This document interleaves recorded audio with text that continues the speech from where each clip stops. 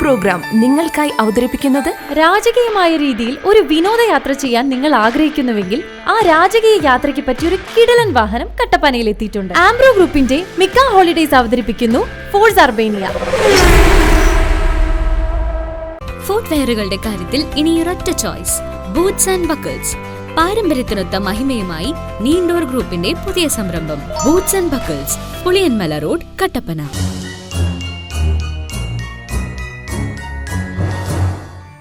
Idukki vision പ്രേക്ഷകർക്ക് എൻ്റെ ഹൃദയം നിറഞ്ഞ ക്രിസ്മസിൻ്റെയും പുതുവത്സരത്തിൻ്റെയും ആശംസകളെ ഏറെ സ്നേഹത്തോടെ ഞാൻ നേരുകയാണ്. പറയിപ്പറ്റ പന്തരകുലത്തിലെ മൂത്തവൻ്റെ പേര് ഗംഗോത്രി എന്നാണ്, അനിയവൻ്റെ പേര് പാക്കനാർ എന്നാണ്. കാലഘട്ടങ്ങൾ കഴിഞ്ഞപ്പോൾ ഗംഗോത്രി ഒരു വലിയ ധനാട്ടനായി മാറി, പാക്കനാറാകട്ടെ ദാരിദ്ര്യത്തിൻ്റെ മേലാളുമായി മാറി. കാലഘട്ടങ്ങൾ കഴിഞ്ഞപ്പോൾ ഈ പാക്കനാർ ജ്യേഷ്ഠനായ ഗംഗോത്രിയെ കാണുവാൻ വേണ്ടി പോകുന്നുണ്ട്. അവിടേക്ക് കടന്നു ചെല്ലുമ്പോൾ ഇല്ലത്തെ അമ്മയ്ക്ക് ഈ പാക്കനാറിന് ഒട്ടും ഇഷ്ടമായില്ല. അവനവിടെ വിളിച്ചു പറയുന്നുണ്ട്, അമ്മ വിശക്കുന്നു, അമ്മ വിശക്കുന്നു എന്ന് പറയുന്നുണ്ട്. അവൻ്റെ വിശപ്പ് മാറ്റുവാൻ വേണ്ടി ഈ ഇല്ലത്തെ അമ്മ പറയുന്നുണ്ട്, നീ അടുക്കളയുടെ ഭാഗത്തേക്ക് കടന്നു പോ. അവിടെ ചെന്നിട്ടും അവൻ ആവോളം ഭക്ഷണം കഴിക്കുമ്പോഴും അവൻ്റെ വിശപ്പ് മാറുന്നില്ല. അവൻ പിന്നെയും വിളിച്ചു പറയുന്നുണ്ട്, എനിക്ക് വിശക്കുന്നു, എനിക്ക് വിശക്കുന്നു എന്ന്. ഈ ശബ്ദം കേട്ടപ്പോൾ മുറിയിൽ നിന്നും കടന്നു വരുന്ന തൻ്റെ മൂത്ത ജ്യേഷ്ഠനായ ഗംഗോത്രി അവന് ഒരു നുള്ള ചോറ് മാറി അവൻ്റെ നാവിൻ്റെ മുമ്പിൽ വെച്ചപ്പോൾ അവൻ്റെ വിശപ്പ് മാറി. അവൻ അപ്പോൾ പറയുന്നുണ്ട്, ഇപ്പോഴാണ് എൻ്റെ വിശപ്പ് മാറിയത്. നമുക്കറിയാം, ഈ ക്രിസ്മസിൻ്റെ കാലഘട്ടം ക്രിസ്തു എവിടെയാണ് പിറന്നത് എന്ന് ചോദിച്ചാൽ അവൻ ബേത്ലഹേമിലാണ് എന്ന് ദൈവവചനങ്ങൾ സാക്ഷ്യപ്പെടുത്തുന്നു. ബേത്ലഹേം എന്ന് പറഞ്ഞാൽ ആ വാക്കിൻ്റെ അർത്ഥം അപ്പത്തിൻ്റെ വീട് എന്നുള്ളതാണ്. നമുക്കറിയാം, ക്രിസ്തു തൻ്റെ രണ്ടാമത്തെ വരവ് വരെ ഈ ഭൂമിയിലായിരിക്കുവാൻ വേണ്ടി അവൻ അപ്പമായി തീർന്നവനാണ് എന്ന് ദൈവവചനങ്ങൾ വായിക്കുമ്പോൾ നമുക്ക് അറിയാം. ഈ പാരമ്പര്യത്തിലും ഒരു പക്ഷേ കേരളത്തിൻ്റെ പാരമ്പര്യത്തിലൊക്കെയും നമ്മുടെ ഭവനങ്ങൾക്കൊക്കെയും ഒരു പഠിപ്പുരയുണ്ട് എന്നുള്ളത് ഒരുപക്ഷെ നിങ്ങൾ ശ്രദ്ധിച്ചു കാണും. ഇന്നതൊരു അലങ്കാരത്തിൻ്റെ മേഖലയാണ് എങ്കിൽ ഒരു കാലഘട്ടങ്ങളിൽ അതൊരു പ്രതീകമായിരുന്നു, ഒരു അനുഭവമായിരുന്നു എന്നുള്ളതാണ് അതിൻ്റെ യാഥാർത്ഥ്യം. വൈകിട്ട് നല്ല ഭവനങ്ങളൊക്കെയും അവിടുത്തെ ആരെങ്കിലും ഉത്തരവാദിത്തപ്പെട്ടവർ ഈ പഠിപ്പുര അടയ്ക്കുവാൻ വേണ്ടി ചെല്ലുമ്പോൾ ചോദിക്കുന്ന ഒരു ചോദ്യമുണ്ട്, അപ്പുറത്തോട്ടും ഇപ്പുറത്തോട്ടും അത്താഴപ്പട്ടണിക്കാർ ആരെങ്കിലും ഉണ്ട് എന്ന് ചോദിക്കും. കാരണം ഇവിടെ ഈ ഭവനത്തിൽ ഉള്ളവർക്ക് അവരുടെ ചുറ്റുപാടുകളിൽ ആർക്കെങ്കിലും വിശക്കുന്നുണ്ടെങ്കിൽ, ആർക്കെങ്കിലും ദാഹിക്കുന്നുണ്ടെങ്കിൽ പിന്നീട് ആ ഭവനത്തിലുള്ളവർക്ക് ഉറങ്ങാനായിട്ട് പറ്റുകയില്ല. അനുഗ്രഹിക്കപ്പെട്ടവരെ, ബേത്ലഹേം എന്ന വാക്കിൻ്റെ അർത്ഥം അപ്പത്തിൻ്റെ ഭവനമാണ് എങ്കിൽ അപ്പമായി മാറിയവന് വീണ്ടും നമ്മളോട് പറയുന്ന ഒരു കാര്യം ഇതാണ്, നമ്മൾ അനേകരുടെ ജീവിതത്തിലെ അപ്പമായി മാറണം. ഇന്ന് വിശക്കുന്നവരും വേദനിക്കുന്നവരും ഭാരം വഹിക്കുന്നവരൊക്കെ ഏറെയുണ്ട് എന്നുള്ളതാണ് അതിൻ്റെ യാഥാർത്ഥ്യങ്ങൾ.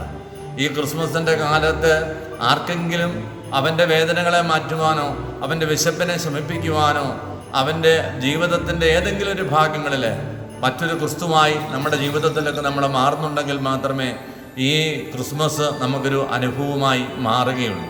നമ്മളൊക്കെ ഈ ക്രിസ്മസിൻ്റെ കാലഘട്ടങ്ങൾ നക്ഷത്ര വിളക്കുകൾ തൂക്കാറുണ്ട്, പുൽക്കൂടുകൾ നമ്മൾ ഉണ്ടാക്കാറുണ്ട്, അനേകർക്ക് നമ്മൾ സമ്മാനങ്ങളൊക്കെ കൊടുക്കാറുണ്ട്.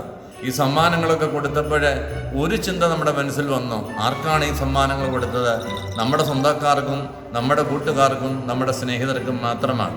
പക്ഷേ അത് ആഗ്രഹിക്കുന്നവരും അതുപോലുമില്ലാതെ ഇരിക്കുന്നവരും ഈ ക്രിസ്മസ് കാലം നമ്മുടെ ചുറ്റുപാടുകളിൽ ഉള്ളപ്പോൾ അവരോടുള്ള നമ്മുടെ മനോഭാവം എന്തായിരുന്നു എന്നുള്ള ഒരു ഒളി ചോദ്യം ഈ ക്രിസ്മസിൻ്റെ നാളുകൾ നമ്മുടെ ജീവിതത്തിലേക്ക് നൽകുന്നുണ്ട്. ദൈവവചനങ്ങൾ വായിക്കുമ്പോൾ ഒത്തിരി പ്രതീകങ്ങൾ മാസത്തിൽ ഈ ക്രിസ്മസിൻ്റെ നാളുകളിൽ നമുക്ക് കണ്ടെത്താനായിട്ട് പറ്റും. ഞാൻ മുമ്പ് പറഞ്ഞതുപോലെ ക്രിസ്മസ് സ്റ്റാറുകൾ നമ്മൾ നോക്കും, പുൽക്കൂടുകൾ നമ്മൾ ക്രമീകരിക്കും, മാലാഖന്മാർ അതിലുണ്ട്, ആട്ടിടയന്മാർ അതിലുണ്ട്, രാജാക്കന്മാർ അതിലുണ്ട്, അങ്ങനെ മറിയമുണ്ട്, യോസഫ് പിതാവുണ്ട്, ഉണ്ണീശോ ഉണ്ട്, അങ്ങനെ അനേക തലങ്ങൾ നമുക്ക് കാണുവാനായിട്ട് പറ്റും. നമ്മുടെ ഭവനങ്ങളിലൊക്കെ നമ്മുടെ ക്രിസ്മസ് വിളക്കുകൾ തൂക്കിയപ്പോൾ എന്താ അതാർത്ഥമാക്കിയതെല്ലാം ആട്ടിടയന്മാർ ഈ നക്ഷത്രം നോക്കി കടന്നുപോയപ്പോൾ, മാലാഖമാരുടെ നിർദ്ദേശമനുസരിച്ച് കടന്നുപോയപ്പോൾ എന്താ അവർക്ക് സംഭവിച്ചത്? ദൈവദൂതന്മാരവിടെ പറഞ്ഞ് ഉണ്ടായിരുന്നു, ഒരു നക്ഷത്രം ഉദിക്കും, അത് നിങ്ങൾക്കായിട്ടുള്ള രക്ഷകന്. അങ്ങനെയെങ്കിൽ നമ്മുടെ ഭവനങ്ങളുടെ മുമ്പിലും പിമ്പിലുമോ നമ്മുടെ കടകളുടെ മുമ്പിലുമൊക്കെയായി ഈ നക്ഷത്ര വിളക്കുകൾ തൂക്കിയപ്പോൾ എത്ര രക്ഷകനെ നമ്മുടെ ഭവനത്തിൽ കാണിച്ചു കൊടുക്കുവാൻ നമുക്ക് സാധ്യമായി. ഈ കഴിഞ്ഞ 2 ആഴ്ചക്കാലം നോമ്പിൻ്റെ കാലഘട്ടങ്ങൾ നമ്മുടെ ജീവിതത്തിൽ നിന്ന് കഴിഞ്ഞു പോയി. ഇനിയും കൂടി വന്നാൽ ഒരു 2 ആഴ്ച, ഒരു 12 ദിവസം നമ്മുടെ മുമ്പിലേ ഉണ്ട്. അപ്പോൾ നമുക്ക് ഈ കാലഘട്ടങ്ങളിൽ ആഘോഷത്തിൻ്റെ മേഖലയിൽ കൂടി കടന്നു പോകാനാണോ, അതോ വിളക്കുകൾ തൂക്കുമ്പോഴൊക്കെയും ഈ ക്രിസ്തുവിനെ എൻ്റെ ജീവിതം വഴി, എൻ്റെ സംസാരം വഴി, എൻ്റെ വാക്കുകൾ വഴി, എൻ്റെ കുടുംബം വഴി എത്ര പേർക്ക് കാട്ടിക്കൊടുക്കുവാനായിട്ട് സാധ്യമായി എന്നുള്ളതാണ് ഈ ക്രിസ്മസ് തരുന്ന മറ്റൊരു മറു ധ്യാനാത്മകമായ ചോദ്യം എന്ന് ഞാൻ മനസ്സിലാക്കുകയാണ്. അതുകൊണ്ട് മറ്റൊരു ക്രിസ്തു ഒരു നക്ഷത്ര വിളക്കായി, മറ്റൊരു നക്ഷത്രമായി നമ്മുടെ ജീവിതങ്ങളിലൊക്കെ മാറണം. ആട്ടിടയന്മാർ ആകാശത്ത് നോക്കിയപ്പോൾ അനേക നക്ഷത്രങ്ങൾ കണ്ടു. അതിൽ ക്രിസ്തു പിറന്ന ആ ചൈതന്യമുള്ള ആ നക്ഷത്രത്തെ അവർ തിരിച്ചറിഞ്ഞു എന്നുള്ളതാണ് അതിൻ്റെ യാഥാർത്ഥ്യങ്ങൾ മുഴുവനും.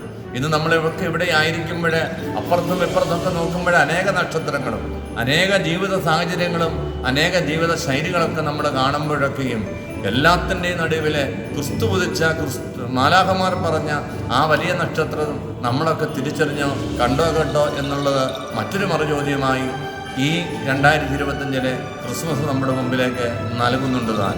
അതുകൊണ്ട് ഈ നക്ഷത്ര വിളക്കുകൾ അതാണ് നമ്മളെ പഠിപ്പിക്കുന്നത് എങ്കിൽ മാലാഖമാരുടെ വാസ്തവത്തിൽ ഒരു നന്മ ഈ കാലഘട്ടത്തിൽ നമ്മുടെ ജീവിതത്തിലുണ്ട്. മാലാഖമാർക്ക് എന്തിനാ ചിറക എന്ന് ചോദിക്കപ്പെടുമ്പോൾ അതിനൊരു ഉത്തരം മാത്രമേ ഞാൻ കാണുന്നുള്ളൂ. ദൈവം പറയുന്ന സന്ദേശങ്ങൾ അത് ആർക്ക് വേണ്ടിയാണോ അത് അതിവേഗത്തിൽ ഭൂമിയിൽ എത്തിക്കുക എന്നുള്ളതാണ് ഈ മാലാഖമാർക്ക് ചിറക് കൊടുത്തതിൻ്റെ പിന്നിലെ ഐതിഹ്യമെന്ന് ഞാൻ മനസ്സിലാക്കുകയാണ്. ഒരു പുരോഹിതന് ദേവാലയത്തിൽ നിന്ന് ബലിയർപ്പിക്കപ്പെടുമ്പോൾ പുരോഹിതന് 2 ദൗത്യം മാത്രമേ ഉള്ളൂ.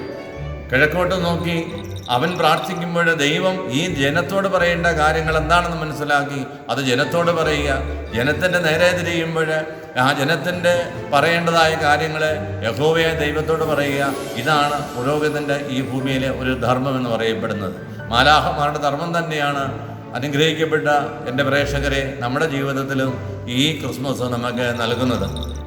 ദൈവത്തിൻ്റെ മുമ്പിൽ പാർശ്വവൽക്കപ്പെട്ടവരുടെയും എൻ്റെ കൂടെയുള്ളവരുടെയും സഹനങ്ങളും വേദനകളും കണ്ണുനീരുകളൊക്കെയും ദൈവത്തിൻ്റെ മുമ്പിൽ സമർപ്പിച്ചുകൊണ്ട് അന്ധകാരത്തിലായിരുന്നവന് വലിയൊരു പ്രകാശം കണ്ടു എന്ന് പറയപ്പെടുന്നത് പോലെ നമ്മുടെയൊക്കെ ചുറ്റുപാടുകളിൽ അന്ധകാരമായിരിക്കുന്നവർക്ക് ക്രിസ്തുവിൻ്റെ പ്രകാശമായി നമ്മൾ മാറിയോ എന്നുള്ളത് ഒരു മറുചോദ്യം വീണ്ടും ഈ ക്രിസ്മസിൻ്റെ ദിവസങ്ങൾ നമ്മുടെ ജീവിതത്തിലേക്ക് നമുക്ക് നൽകുകയാണ്. അങ്ങനെ ഒത്തിരി ചിന്തകളും കാഴ്ചപ്പാടുകളും ധ്യാനാത്മകമായ ചിന്തകളും ഒക്കെയും നമ്മുടെ ജീവിതത്തിലേക്ക് നൽകുക. നമുക്കറിയാം അതിലൊരു തിരുക്കുടുംബമുണ്ട്. അത് യോസേപ്പ് പിതാവും പരിശുദ്ധ അമ്മയും നമ്മുടെ കർത്താവായ യേശു ക്രിസ്തുവുമാണ് എന്ന് നമുക്കറിയാം. ഈ ക്രിസ്മസിന് പ്രത്യേകതയുണ്ട്. ക്രിസ്തുവിൻ്റെ ജനനത്തിൻ്റെ 2025 വർഷമാണ് ഈ ക്രിസ്മസ് നമ്മൾ ആഘോഷിക്കുന്നതും എടുക്കുന്നതുമെല്ലാം. അപ്പം ഈ തിരുക്കുടുംബം ഒരുമിച്ചിരിക്കുമ്പോൾ അവരുടെ ജീവിതത്തിൻ്റെ ഏറ്റവും വലിയ പ്രത്യേകത എന്താ? ഒരു പ്രത്യേകത മാത്രമേ ഉള്ളൂ. പരാതികളില്ലാതെ, പരിഭവങ്ങൾ കൂടാതെ എന്താണോ പിതാവ് പറഞ്ഞിരിക്കുന്നത് അതനുസരിച്ച് തങ്ങളുടെ ജീവിതത്തെ ഒന്ന് ബലപ്പെടുത്തിക്കൊണ്ട് രക്ഷകനായ ദൈവത്തെ ലോകത്തിന് കൊടുക്കുക എന്നുള്ളതാണ് ഈ തിരുക്കുടുംബത്തിലെ അപ്പൻ്റെയും അമ്മയുടെയും വലിയ ദൗത്യം. അതുകൊണ്ടായിരിക്കാം യോഹന്നാൻ്റെ സുവിശേഷം 3:16 പറഞ്ഞു വെക്കുക, തൻ്റെ ഏകജാതനെ നൽകുവാൻ തക്കവണ്ണം ദൈവം ലോകത്തെ അത്രമാത്രം സ്നേഹിച്ചു.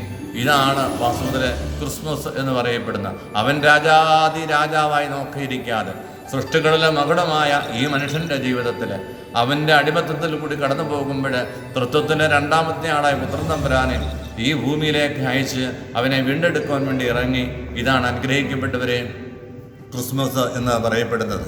അതുകൊണ്ട് നമ്മുടെയൊക്കെ ജീവിതങ്ങൾ മുമ്പ് പറഞ്ഞതുപോലെ ആഘോഷങ്ങളിലേക്ക് പോകാതെ വിശുദ്ധ അഗസ്തീനോസ് പറയുന്നത് പോലെ 1000 നക്ഷത്ര വിളക്കുകൾ നീ നോക്കിയാലും ഹൃദയത്തിൽ ദൈവം പിറക്കുന്നില്ല എങ്കിൽ, ഈ പിറന്ന ദൈവത്തെ മറ്റുള്ളവർക്ക് നീ കാണിച്ചു കൊടുക്കാനായിട്ട് പറ്റുന്നില്ല എങ്കിൽ നിൻ്റെ ആഘോഷങ്ങളെല്ലാം അർത്ഥശൂന്യമായി മാറും. അതുകൊണ്ട് നമുക്ക് ഈ 2025 വർഷത്തിലെ ഒരു വർഷത്തിൻ്റെ അവസാനത്തിൽ കടന്നു വരുമ്പോൾ ഒരു ക്രിസ്മസോടുകൂടിയാണ് നമ്മുടെ ഈ ഒരു വർഷം അവസാനിക്കുന്നത് എങ്കിൽ ഇത് പറയുന്ന അനേക ചിന്തകളും അനേക ജീവിതത്തിൻ്റെ നന്മകളുമുണ്ട് എന്നുള്ള യാഥാർത്ഥ്യം ഒരിക്കലും നമ്മൾ നഷ്ടപ്പെടുത്തു പോകരുത്. മറ്റൊരു ക്രിസ്തുവായി മാറുവാൻ ഈ കാലഘട്ടങ്ങളിൽ നമുക്ക് സാധ്യമാകണം. നമ്മുടെ നാക്കുകൊണ്ടും വാക്കുകൾ കൊണ്ടും ജീവിതങ്ങൾ കൊണ്ടും ജീവിത ശൈലികൾ കൊണ്ടൊക്കെയും മറ്റൊരു ക്രിസ്തുവായി നമുക്ക് മാറുമ്പോഴാണ് ഈ ക്രിസ്മസ് നമ്മുടെ ജീവിതത്തിലൊക്കെ അർത്ഥപൂർണമായി മാറുക. സമ്മാനങ്ങളൊക്കെ കൊടുക്കുമ്പോൾ പ്രിയപ്പെട്ടവർക്ക് വേണ്ടിയല്ല. ഇവിടെ വേദന അനുഭവിക്കുന്നവരും ഭാരം വഹിക്കുന്നവരും ചുറ്റുപാടുകളിലെ കഷ്ടതകൾ അനുഭവിക്കുന്നവരൊക്കെ ഉണ്ട്. ഒരുപക്ഷെ നമുക്കറിയാം കാലഘട്ടങ്ങൾ മുഴുവൻ മാറുന്നു. യുദ്ധങ്ങളും വേദനകളും പ്രത്യേകിച്ച് മദ്യമയക്ക് മരുന്നുകളുടെയൊക്കെ ഒരു ആധിക്യത്തിൽ കൂടിയാണ് ഇപ്പോഴൊക്കെ നമ്മൾ കടന്നു പോകുന്നത്. ആഘോഷത്തിൻ്റെ മേഖലയിലേക്ക് നമ്മൾ കടന്നു പോകും. 25 ദിവസം നമ്മൾ നോമ്പ് നോക്കിയിട്ട് 26ാമത്തെ ദിവസം വരുമ്പോഴത്തേക്ക് അതിൻ്റെ ഒരു ചൈതന്യമില്ലാതെ ജീവിക്കുന്ന ഒരു ജീവിത സാഹചര്യം, അതൊക്കെ ഈ ലോകം തരുന്നൊരു ബിസിനസ്സിൻ്റെ മേഖലകളാണ്. ഇപ്പോഴാണല്ലോ ഒരുപക്ഷെ ബിസിനസ്സിൻ്റെ കാലഘട്ടങ്ങൾ കടന്നു പോവുക, വിപണനത്തിൻ്റെ കാലഘട്ടങ്ങളൊക്കെ കടന്നു പോവുക. അതിലേക്കാണ് നമ്മൾ പോകേണ്ടത്. മറിച്ച് ഒരല്പം കൂടെ ഒന്ന് ഉൾവലിഞ്ഞുകൊണ്ട് ഈ നോമ്പ് കാലത്ത് തമ്പുരാൻ്റെ അടുക്കൽ ഒന്ന് മുട്ടുമടക്കിക്കൊണ്ട് തമ്പുരാൻ്റെ വചനങ്ങളെ ഒന്ന് ധ്യാനിച്ചുകൊണ്ടും പ്രാർത്ഥിച്ചുകൊണ്ടും അതിൽ കാണുന്ന ചില ജീവിത മാതൃകകൾ നമ്മുടെ ജീവിതത്തിൽ നമ്മൾ സ്വീകരിക്കുമ്പോഴും സായത്തമാക്കുമ്പോഴുമാണ് ഒരു ക്രിസ്മസ് പൂർണ്ണമാകുന്നത് എന്ന് ഞാൻ കരുതുന്നു. ഞാനതാണ് വിശ്വസിക്കുക. പുതിയൊരു വർഷത്തിലേക്ക് നമ്മൾ പ്രവേശിക്കുകയാണ്. കഴിഞ്ഞ ഒരു വർഷക്കാലം നടത്തിയ സർവേശ്വരന് ഹൃദയം നിറഞ്ഞ നന്ദിയോടെ നമുക്കിപ്പോഴായിത്തീരാൻ വേണ്ടി നമുക്ക് ശ്രദ്ധിക്കാം. പുതിയൊരു വർഷം എങ്ങനെയായിത്തീരുമെന്ന് നമുക്കറിയില്ല. ഭാരങ്ങളുണ്ടാകാം, പ്രയാസങ്ങളുണ്ടാകാം, നന്മകളൊക്കെ ഉണ്ടാകാം. ഭാരങ്ങളും പ്രയാസങ്ങളും ഒക്കെ ഉണ്ടാകുമ്പോൾ ദൈവമേ നീ എവിടെ എന്നുള്ളതല്ല ചോദിക്കേണ്ടത്. ഭാരങ്ങളുടെയും പ്രയാസങ്ങളുടെയും നടുവിൽ ദൈവം നമ്മുടെ കൂടെയുണ്ട് എന്നുള്ള പ്രത്യാശ. അവൻ നമ്മുടെ കൂടെയുണ്ട്, അവൻ എന്നെ ശക്തീകരിക്കും, അവൻ എന്നെ ബലപ്പെടുത്തും എന്നുള്ള പ്രത്യാശയാണ് നമ്മുടെ ജീവിതത്തിലൊക്കെ നമുക്ക് ഉണ്ടാകേണ്ടതും നമ്മളെ മുന്നോട്ട് നയിക്കേണ്ടതും. ലോകത്തിന് വേണ്ടി നമുക്ക് പ്രാർത്ഥിക്കാം, നമ്മുടെ നാടിന് വേണ്ടി നമുക്ക് പ്രാർത്ഥിക്കാം. നമുക്കൊക്കെ ഉണ്ടായ ആ വലിയ മതസൗഹാർദ്ദം, ജാതിമത ഭേദമന്യേ എല്ലാവരും ഒന്നായി കാണുന്ന ആ വലിയ ഭാരത മണ്ണിൻ്റെ, കേരള മണ്ണിൻ്റെ ആ വലിയ സൗഹൃദം നമുക്ക് നഷ്ടപ്പെടുത്താതെ നാം ഒന്നാണ് എന്ന ചിന്തയോടുകൂടി ക്രിസ്തു കടന്നു വന്നത് ഒരാൾക്ക് വേണ്ടി മാത്രമല്ല, സർവ്വജനത്തിൻ്റെയും അനുഗ്രഹത്തിന് വേണ്ടിയാണ് ക്രിസ്തു ഈ ഭൂമിയിലേക്ക് കടന്നു വന്നത് എങ്കിൽ ക്രിസ്തു തരുന്ന സമാധാനവും ക്രിസ്തു നൽകിയ ജീവിതത്തിൻ്റെ മാതൃകയും ക്രിസ്തു നൽകിയ ആ ജീവിതത്തിൻ്റെ സ്നേഹങ്ങളൊക്കെയും അനേകരുടെ പങ്കുവയ്ക്കുവാനായിട്ട് ഈ കാലയളവിൽ സാധിക്കട്ടെ എന്ന് പ്രാർത്ഥിച്ചുകൊണ്ട് ഒരിക്കൽ കൂടി എല്ലാ പ്രേക്ഷകർക്കും ക്രിസ്മസിൻ്റെയും പുതുവത്സരത്തിൻ്റെയും ഹൃദയം നിറഞ്ഞ നന്മകളും പ്രാർത്ഥനകളും നേർന്നുകൊണ്ട് എൻ്റെ വാക്കുകളെ നിർത്തുന്നു. ഉണ്ണീശോ നിങ്ങളെ എല്ലാവരെയും സമൃദ്ധമായിട്ട് അനുഗ്രഹിക്കുന്നു.